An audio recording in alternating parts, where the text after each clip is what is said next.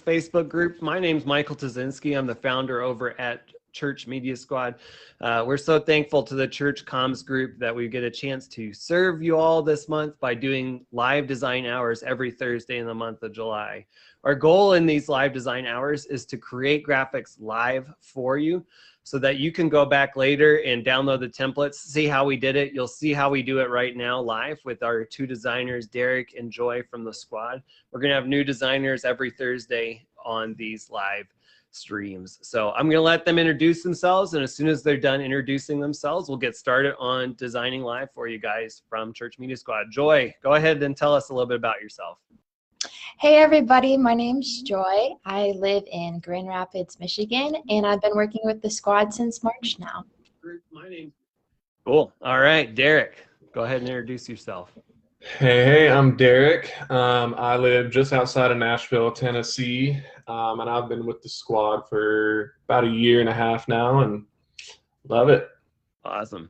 Oh, and I forgot to say, I'm based out of the Salt Lake City, Utah area myself. Our squad is spread throughout the country, a couple outside, a couple of weirdo Canadians, and a random guy in Germany. No, we love our entire squad.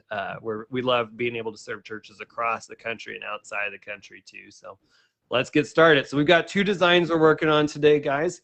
We're going to make a back to school graphic and also a night of worship graphic. Joy's working on back to school for us today, and Derek's doing a night of worship graphic. So let's get started. Joy, go ahead and share your screen, and we'll look at this design process. Guys that are watching, feel free to throw questions in the comment thread. I'll watch for those and ask the designers live. They're not watching the comments. I'll watch them for them.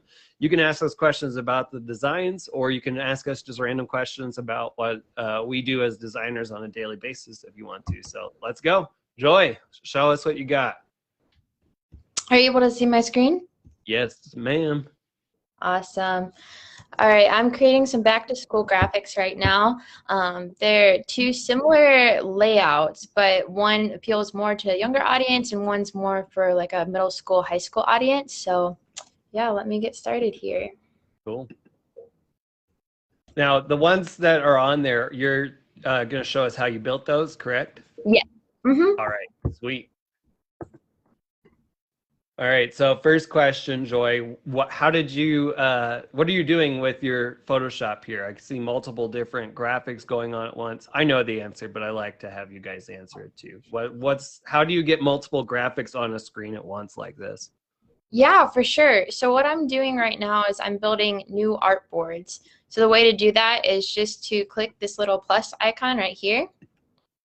And then from there, you can scale it to whatever size you need right here in the width and height. If I want it to be a square, I can just type in 1080 pixels and change the size of my artboard from there. Awesome. Love it. Cool. So walk us through what you're doing first then. So generally where I start with my design is finding a good image. So my favorite place to go for images is generally Unsplash or Pexels. So this is a really like clean backpack image that I've used in the past here. But you can find a lot of different photo resources on here. One of the things that I liked about it is just the negative space in the background. That's usually something I search for like when I'm looking for images there. Great. And you just cut out the image yourself on the Photoshop file, right? Yeah, so I can show you how I did that here. Yeah. So I'm going to take this image, bring it into Photoshop, and then maybe scale it down here. I'm going to put it in the corner space. So what I did here is I'll go in with my lasso tool. I kind of like that geometric, fun, boxy sort of outline here. So I'm just going to kind of recreate that by clicking and dragging to create kind of a fun border here. Just like have a shape with it. I haven't used this version of the lasso tool myself. This creates points then instead of just the normal lasso tool that is just like a circle, right? Yep. And then I'll hit Shift-Command-I to inverse it, and then delete that. Rasterize this image here. Oh, you rasterize things, Joy. No, I'm one of those terrible people. That's okay. Whatever. We'll talk about that after. I'm just kidding. So Cool. that's how I got my shape there. Sweet. All right. Well, we'll let you work a little bit here, Joy. You can stop sharing your screen if you want to. Derek, let's see what you're working on for the Night of Worship graphic. Alrighty.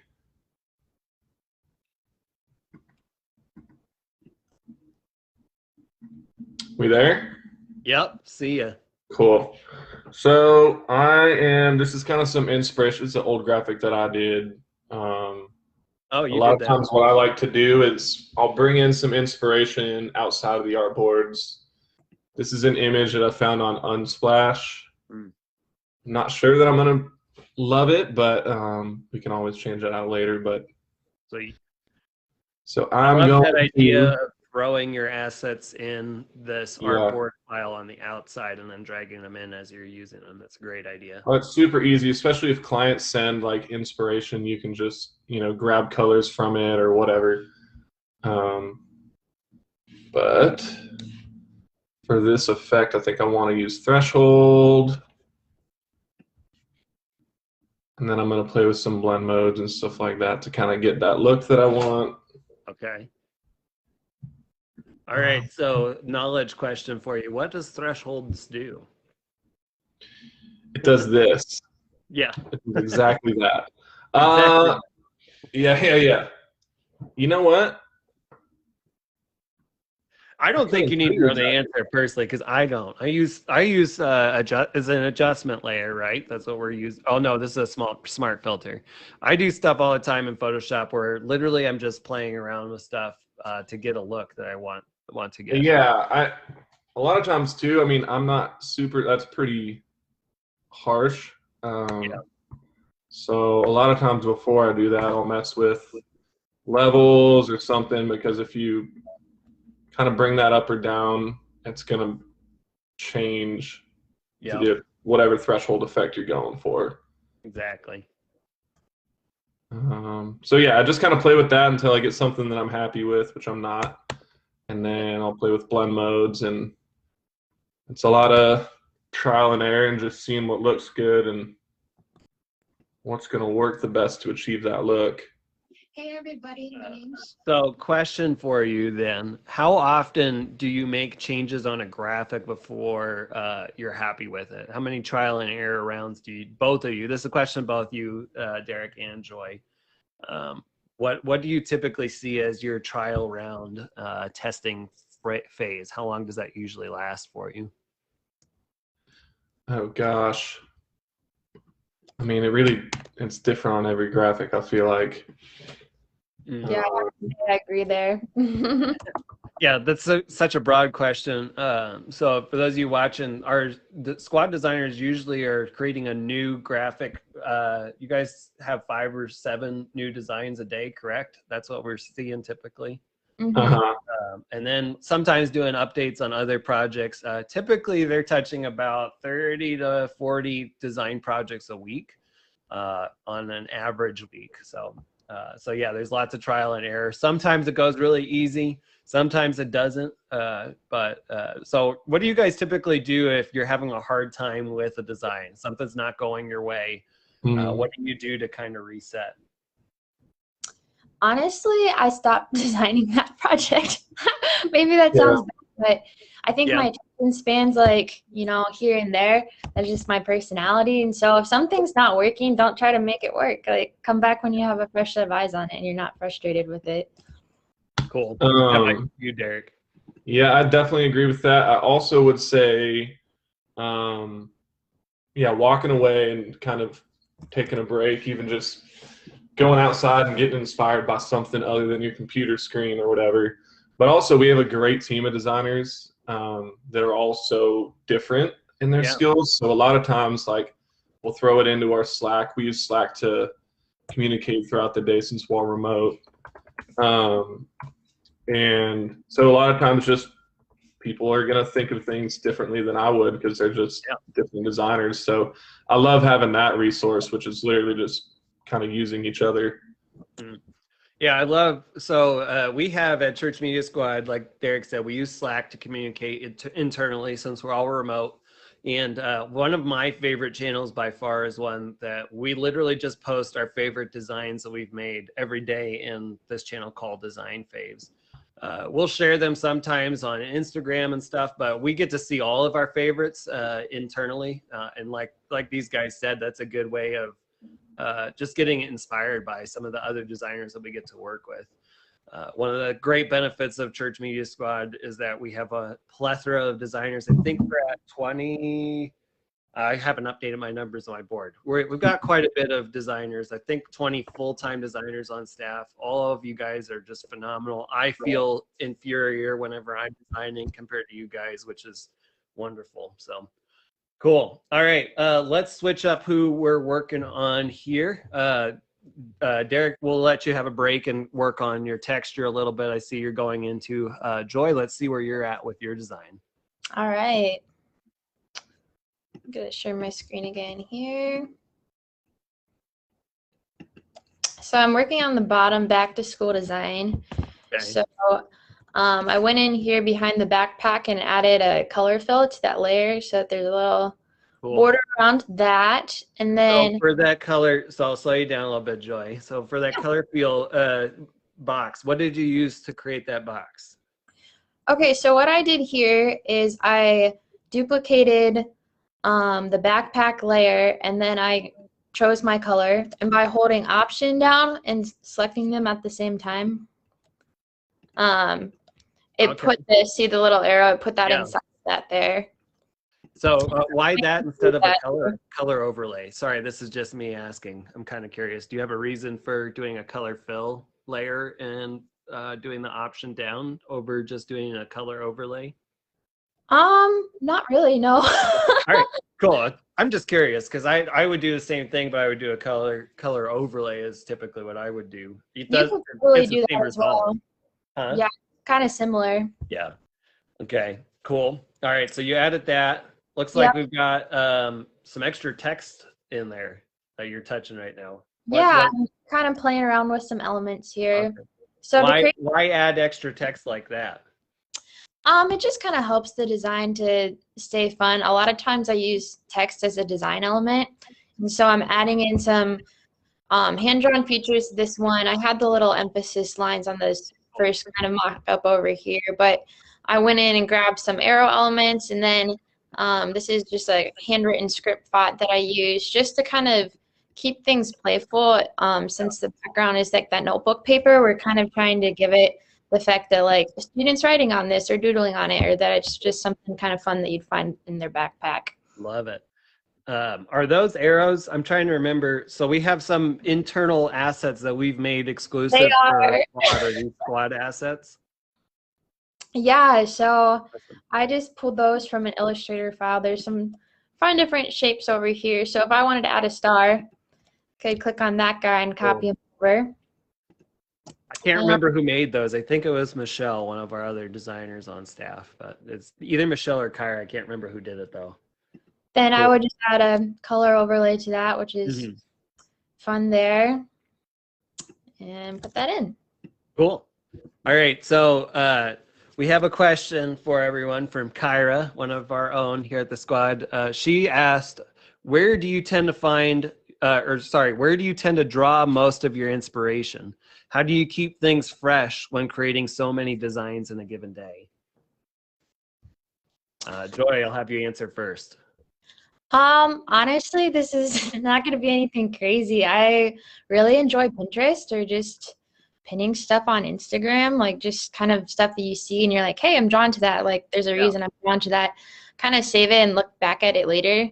Generally, I would say I don't try to follow other church accounts to see what people are doing, because I feel like it's easy to get, churches kind of have like these niche designs, you know, and they kind of get into the rut of like all doing the same thing. So I'd say to try to avoid looking at other churches for design, and just looking at stuff that inspires you, like whether that's Spotify or Nike or something that has the visual aesthetic that you're going for. Cool. Yeah, I love that. And one of the things too, a lot of us here in the church comms group are very cognizant of brand. How do we make stuff that's on brand is a big question that we'll hear a lot of the times.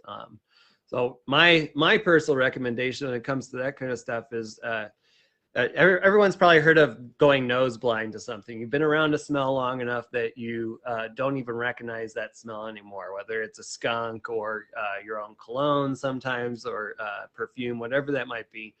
That actually happens to our eyes too. From a branding standpoint, if we see the same color scheme, the same font, the same layout over and over and over again, we're likely to go eye blind to it. We won't look at it anymore on social media, on announcement slides, if it's the same makeup every single time. You can still be on brand though, by having a general look or style, I think. So Joy's got what you see in front of us right now. This is kind of Joy's default style, I would say, which is awesome. I love it. Kind of lots of handwritten elements, cool little aspects, extras thrown in there. This is all Joy kind of style, even though she can do lots of awesome different styles for sure. But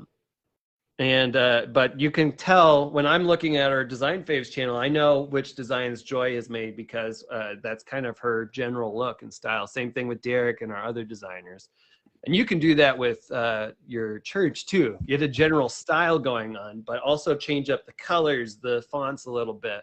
Because otherwise you're just going to lose the eye on what you're looking at. People aren't going to look at stuff if it's the same stuff over and over and over again. It's the same blue background, the same black text on top of that blue background. It's not going to end up working to your favor in that case. So cool. That was my long tangent. Sorry about that, everybody. But we'll continue looking at our designers. Derek, we'll switch over to your screen here now while Joy works on version 2. And then Derek, will have you answer that same question from Kyra. Where do you tend to draw most of your inspiration, and how do you keep things fresh when creating so many designs in a given day?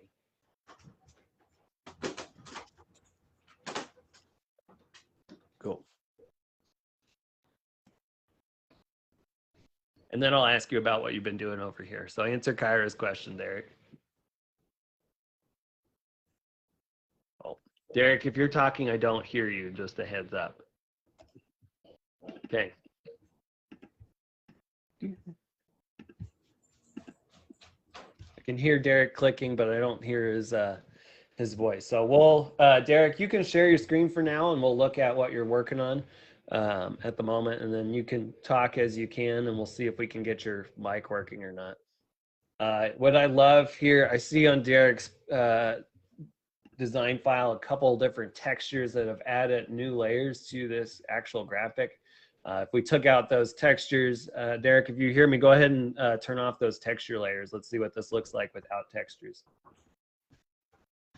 Sorry, we can't hear Derek, everyone. We tested this out twice today, so it's all good. We'll give Derek a chance to play with his settings and see if he can get his mic up and running again.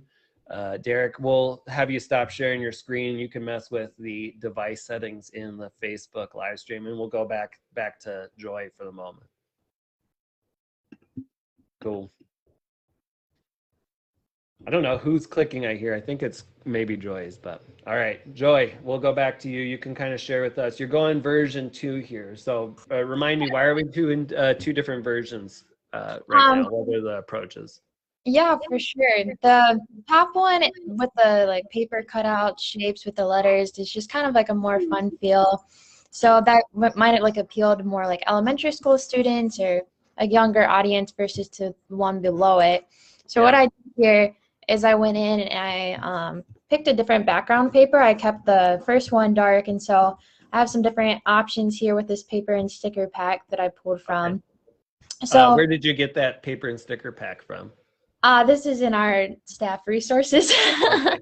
in our Dropbox file. Cool. So it's kind of a fun one. Forget who built this out, but did a great job with it. Cool. There's a lot of different kind of fun stuff to dig in there. So I went in and I changed the color fill to kind of like match these shapes a little bit more, and then I'm also changing the color overlays on these elements so it looks more like it's pencil writing. So I might lighten up the black to be more of like a charcoal color here. Okay, gotcha. It's going in and changing some of these things. This font is a super fun font that Josh found, actually. It's just called Paper Cut, and so there's a couple different versions of it that you can play with.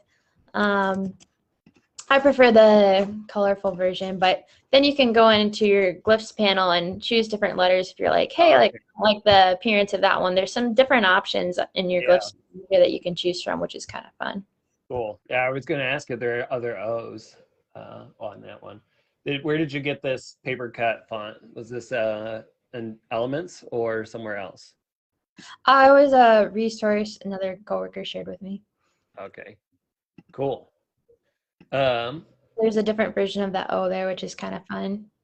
Sweet. All right, so I've got a question for you, Joy. This is from John, one of our other staff members. I love that our staff are all watching this too, which is fun.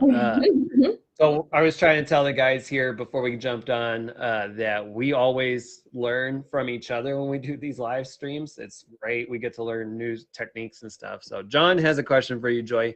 Do you ever use a stroke for the outline, the color outlines? So a stroke on that, the backpack outline instead of doing a shape. Oh, yeah.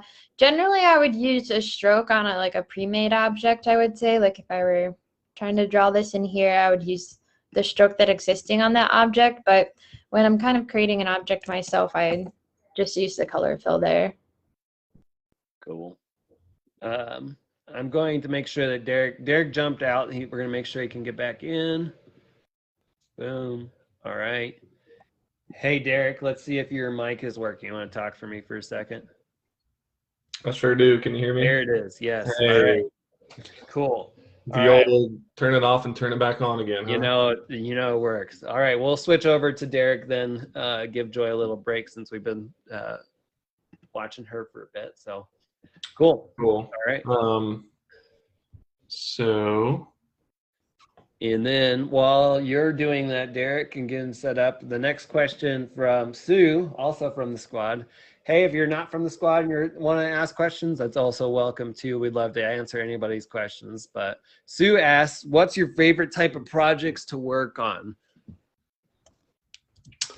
It's a great question. I am not kids ministry. I will say that. I do not like working on kids ministry.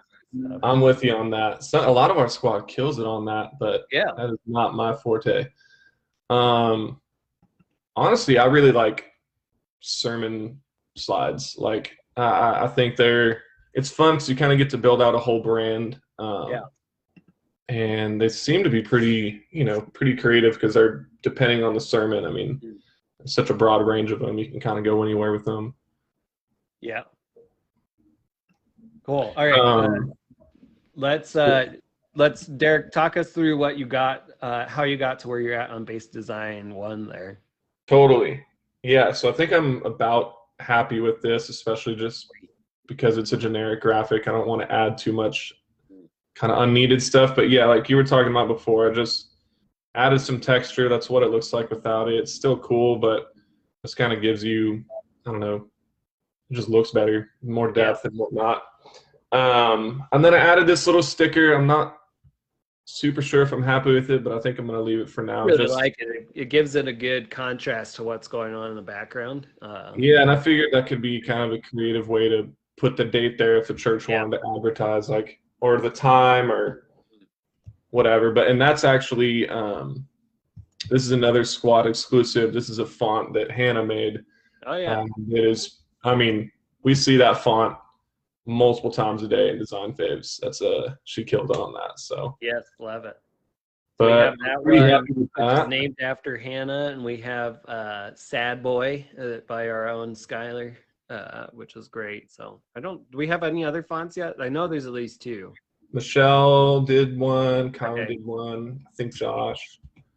But yeah, that's one of the cool things about working with Church Media Squad is there's a lot of those resources and assets that you can't get anywhere else. So just kind of another added custom bonus. But I think I'm going to kind of just let the paint dry on that one. And I think I'm going to might as well just start something else while I'm here. So Yeah, let's do it. What's I your got idea? someone Tell totally us your different on idea before you get rolling on it for base design too. I think because this one is so grungy and kind of definitely a specific market, I want to go a lot more clean and Cool. not necessarily feminine, but not as garage bandy as this one. Sure. So a lot cleaner, I think. But who knows? My colors will still show on it. So Sure.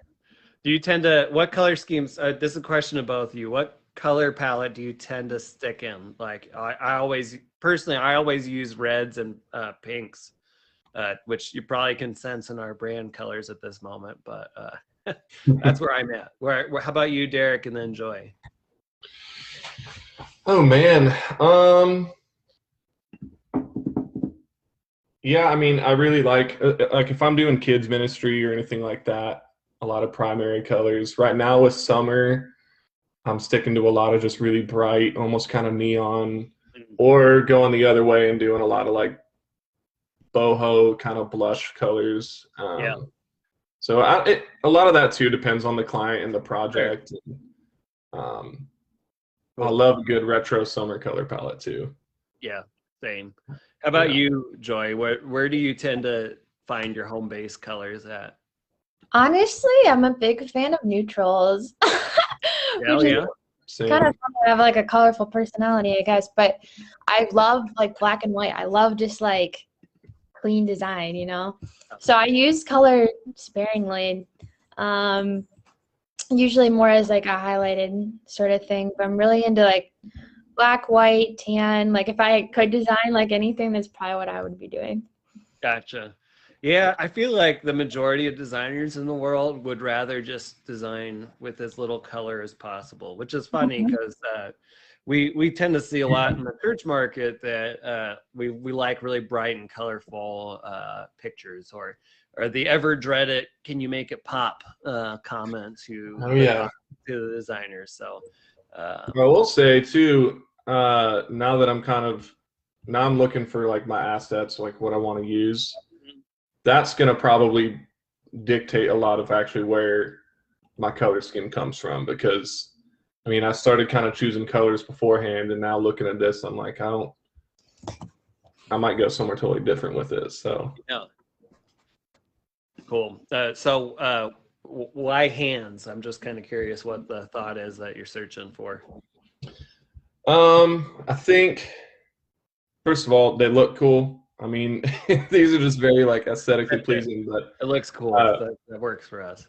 No, but I think when I think worship, I mean, you think hands raised or out to the side or whatever. I think hands are just very symbolic of worship. So that is what I'm gonna try to go for. So one of our goals as designers is that we want to take the words that we're designing and not just design words, but also to give a visual behind those words, to give it more oomph behind what we're doing. Yeah, don't accidentally exit the messenger room there, Derek. Yeah, whoops. Yeah, don't do that. Oh, Derek, what are you using right now? So, and this is controversial, but it's so easy and nice. But it's called Remove Background, remove.bg. I think, do they have a free version? They do. So on the screen here that you're sharing with us, there's 2 download buttons. I've never used that before. What? Joy? All right, I'm going to send you the login information for things later. But there is a free version. So if you download the preview image, that's the free version. You can see the pixel count, though. It's pretty low. We pay for this for our entire squad. But remove.bg, what does it do? You can see what it does, but tell us. It's great. So yeah, it literally does. That's the original photo. I just dropped it in there, drag and drop, and then it takes off the background. It's not always perfect. You can edit it. I never edited in here. I don't like their editor. If I can't get something that I like here, then you just will bring it into Photoshop and do your masking in here. But essentially what it's doing is masking and cutting out an image for you. So and they saving do you a have ton a of time. Photoshop plugin. So I see a couple of our designers are mentioning the plugin for that. I've never actually used the plugin, so they'll have to next time, next week. I think one of the guys that does use the remove background plugin will be able to show us that a little bit more in depth. But because I And think with the Photoshop has a plugin, good, if you do the select subject, like that, yeah, that's another, that's why I said it's, I know a lot of our squad designers are just doing that these days, which sure. honestly is a lot better usually, but Sometimes I don't know. It's it really depends on the image how well these tools work. You can trust AI to a point on stuff like right. this. Other times you just gotta do a shape on top of your image to mask it out, which is a lot Yep. more time consuming, but it can work. But I mean, you can see right here, I mean, that did a pretty good job and it took no time, you know, so definitely a really helpful tool. Yes. So one of the things we say all the time at Church Media Squad that our goal for churches and ourselves is to save time by us doing the design work for you, so you can do some of your own ministry work that you need to do on a weekly, daily basis. So we are the experts in the design, so you can focus on communication strategy or having coffee with people from your volunteer teams, whatever that might be that you can use with the save time of using Church Media Squad. We want to give that time back to you. But we also do it internally with stuff like tools like remove background to save our designers time so that they can do the work they need to do in a more efficient manner. Like I said, we're touching about 35 to 40 designs a week. I think year to date, we're over 8,000 designs for churches across the globe that we've worked on, which is amazing. So stuff like remove background are great time savers for us. Mm-hmm. Absolutely. Cool. All right. So we're looking for a good font here. How often do you spend time in the font library, guys? I mean, fonts, looking for fonts and good images is half my job, I feel like. True. How about you, Joy? Is that sentiment the same? I would say I spend a lot of time looking for a good font if it's like a specific project, like, hey, we're going for like a 70s psychedelic vibe here. It's like doing one of those things this morning. But otherwise, I feel like, I don't know, I love to kind of like stick to some of my favorite fonts, you know.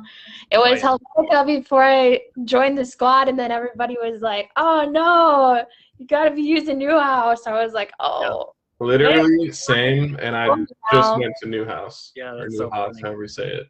Well, and L Hydrant, the one you had on there before, is one of my favorites too, just because the ligatures or the changes to the word or the glyphs. That's the word I'm looking for. Yep. The glyphs that you can add ligatures to that give it a bit more special look in the actual font. So, oh, you're going the creative church route and getting rid of our vowels here. We're seeing. I don't know. All right.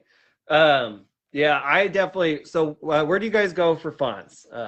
Where, if you need to add a new font, like Joy, you said, I'll let you answer this, and then we'll switch over to you after you're done answering. But you have a special project. The client's got a particular vision in mind for the look. Where do you go to find a new font? A lot of times I would use Elements, I would say. You can look on Adobe fonts as well, but I usually tend to think that they're a little bit more limited in what you can find there. Another resource I enjoy using finding fonts is Creative Market, because they'll send you like freebies, like 6 freebies a week, and sometimes those will be like design or illustration episodes, but usually there's a typeface or two that's thrown in there, which is kind of nice. Yeah, I love the free stuff at Creative Market. If you guys aren't on Creative Market's email list and you do design on a regular basis, I highly recommend it. Every Monday, they send out, I think it's 6 free design assets to you, and almost every week there's a font in there. And I'd say like 8 times out of 10, the fonts that they give for free, I want to download and use immediately. So definitely. I use Adobe fonts a lot.